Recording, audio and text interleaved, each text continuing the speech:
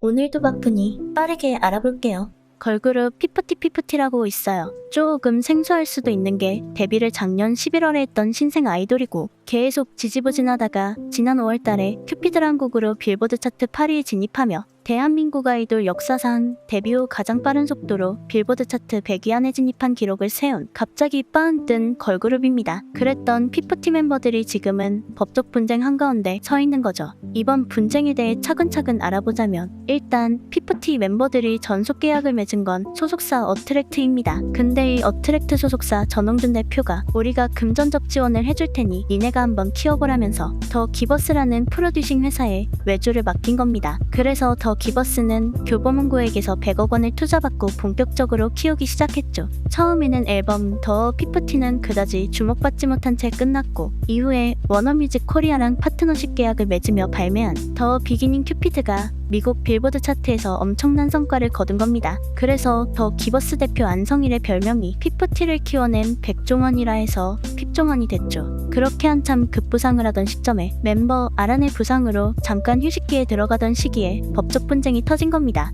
어느 날 갑자기 어트랙트 소속사 전홍준 대표가 자신들이랑 전속 계약을 맺은 피프티피프티를 누군가 빼내가려고 했다며 충격적인 발표를 합니다. 그러면서 워너뮤직 코리아 측에 우리 멤버를 왜 강탈해가려 했냐며 해명하라는 말과 함께 내용 증명을 보내죠. 이에 워너뮤직 코리아 측은 황당해하며 사실무근이라고 입장을 냈고 그러자 어트랙트 측은 이번엔 외주를 맡겼던 더 기버스 안성일 대표를 상대로 고소를 하는데 고소 내용은 대략 업무 인수인계를 하는 과정에 프로젝트 자료를 삭제했고 그에 따른 업무방해죄랑 전자기록물 손괴, 업무상 배임 행위를 했다며 난리를 쳤죠. 그리고 더 기버스가 큐피드의 저작권을 몰래 사갔다고도 했습니다. 키우라고 맡겨놨더니 자기 것처럼 주무르고 있었다고? 여기까지만 보면 피프티 멤버들 입장에선 자기들의 소속사 어트랙트를 뒤통수 친 더 기버스를 적으로 간주하는 게 정상일 텐데 갑자기 어트랙트를 상대로 법무법인까지 끼고 전속계약을 그만두자는 의미인 전속계약 효력정지 가처분 신청을 합니다. 기버스가 아니라 어트랙트? 상대가 잘못된 거 아니야? 피프티가 올린 공식 입장을 보면 어트랙트가 계약 이행을 제대로 하지도 않았고 설명도 없었다. 그러면서 외부에서 멤버들을 빼내간다는 이상한 말을 하며 멤버들 말은 듣지도 않았고 다친 멤버의 수술 내용도 당사자 협의도 없이 공개하고 걸그룹 활동에 대한 정산도 제대로 하지 않았으며 아픈데도 억지로 일을 시켰다는 거죠. 그니까 피프티 입장에선 원래 소속사 아트랙트 전홍준은 돈도 제대로 안 주면서 막 굴려대는 악독한 소속사 대표인 거고 자기들을 키워준 더 기버스 안성일은 데뷔 7개월 만에 빌보드 차트에 올려준 진짜 믿고 따르고 싶은 우리들의 핍종원 대표님이 된 거죠. 시작해볼까? 네. 모두 준비되셨나요? 네, 대표님.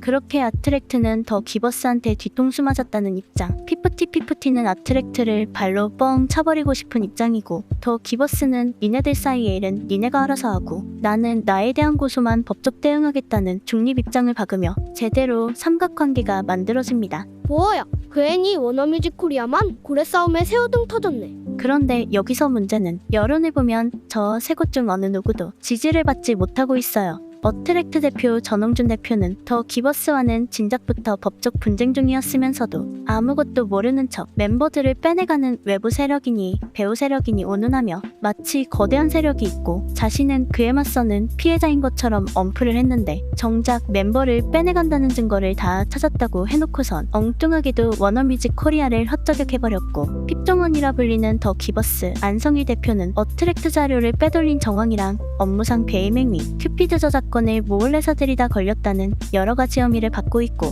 무엇보다 피프티 멤버들이 가장 심각한데 먼저 아이돌 그룹의 정산에 대해 얘기하자면 경우에 따라 다르겠지만 아이돌의 대부분은 데뷔를 하자마자 정산을 받을 수 있는 구조가 아닙니다. 연습생 때부터 엄청나게 투자되는 물적 자원의 인건비, 안무와 곡에 대한 사용료는 물론이고 숙소에서 생활하는 생활비까지 법카로 일단 긁어야 하기 때문에 소속사 입장에선 초기에 엄청난 마이너스를 감당해야 합니다. 조건 같은 같은 경우도 데뷔하고 3년 만에 첫 정산을 받았다고 할 만큼 보통은 데뷔하고 정산까지는 빨라야 2, 3년 이상 걸린다고 하죠. 이런 게 일부만 그런 게 아니라 유명 아이돌 그룹들은 대부분이 비슷한 수익 구조를 가지고 있어요. 근데 그 외에 소속사에 대한 불만을 가지고 얘기하는 건 몰라도 저런 선배 아이돌 그룹들에 비하면 이제 막 노래 하나 알려지고 데뷔한 지 1년도 안 된 햇병아리 걸그룹이 정산을 제대로 안 해줬다는 이유로 자신들의 소속사를 버리려 하는 게 사람들이 보기엔 상당히 우스워 보인다는 거죠. 그런 거 같기도 하고 일단은 조금 더 신중했어야 하는 거 아닌가 싶다.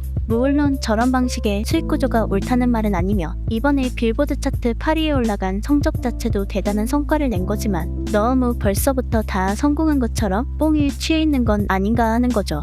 대부분 이번 분쟁에서 피프티의 소속사 통수를 보며 황금알을 낳는 거위가 자기 배를 스스로 갈랐다고 들었는데 솔직히 내가 보기엔 황금알이고 아니고를 떠나서 알을 낳을 만큼 성장하지도 않은 아기 거위가 가출한 수준이 아닌가. 결국엔 준비 안 된 걸그룹이 너무 빨리 성공했다고 보여지는데 큐피드의 화살이 알고 보니 돈맛 뽕이 취하게 만드는 화살이었나 봅니다. 이제 이 법적 분쟁이 어떻게 마무리가 될진 모르겠는데 계약관계의 저작권에 자칫 잘못하면 피프티 멤버들은 그룹명이랑 예명은 물론이고 이번에 성공한 큐피드 음원까지 못 부르게 될 수도 있죠. 그러면 진짜 빌보드 차트 찍먹만 하고 나가리 되는 겁니다. 그래서 오늘은 남길 한마디. 과연 누가 어떻게 이길지 모르는 법적 분쟁이지만 딴 건 몰라도 백종원 이름은 아무데나 붙이는 게 아니다.